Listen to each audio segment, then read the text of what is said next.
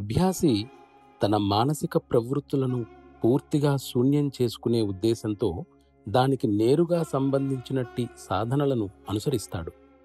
అభ్యాసి తరచుగా చేసే పొరపాటు ఇదే. ఆ విధంగా తన సాధనను సంకుచితమైన రంగానికి పరిమితం చేసుకుంటాడు. దీని ఫలితంగా జీవితాంతం ఈ ప్రవృత్తులతోనూ ఇంద్రియాలతోనూ పోరాడుతూనే ఉంటాడు. ఇది మెదడుపై విపరీత ప్రభావాలను కలుగజేస్తుంది. నా అభిప్రాయం ప్రకారం ఈ ప్రవృత్తులతో పోరాడే కంటే ధ్యేయానికి దృఢంగా కట్టుబడి ఉంటే విజయం నిశ్చయంగానూ తేలికగానూ చేకూరుతుంది.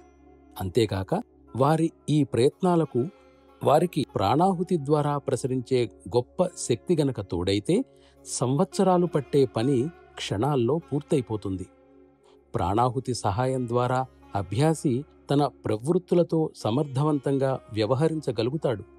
మాస్టరు తన శక్తిని ప్రాణాహుతి ద్వారా ప్రయోగించి అభ్యాసి మానసిక ప్రవృత్తుల దిశను పైకి మళ్లిస్తారు. తత్ఫలితంగా అవి ఇదివరకటి కంటే ప్రశాంతంగానూ నిశ్చలంగానూ మలచబడతాయి. మాస్టరు అభ్యాసి యొక్క భౌతికపరమైన చైతన్యతను తగినంత నిర్మలీకరణ కావించిన తరువాత సూక్ష్మ చైతన్యత యొక్క స్థితిలో మునక వేయిస్తారు. ఈ ప్రక్రియ వలన అభ్యాసి ఉన్నత స్థితులకు ఎగసే గమనం తీవ్రతరం అవుతుంది. క్రమంగా కాలం గడిచే కొలది క్రింది స్థాయిలోని మనసు పూర్తిగా ఉన్నత స్థాయిలోని స్థితిలో లయమైన తర్వాత దానికి తన అసలు స్వభావం తెలియడం మొదలై ఇక విపరీత చేష్టలకు విపరీత అలవాట్లకు లొంగడం మానివేస్తుంది. ఆ విధంగా మానసిక ప్రవృత్తుల తిరస్కరణ తనంతట తానుగానే జరిగి తన అసలు స్వభావం తనంత తానుగానే వ్యక్తమవుతుంది.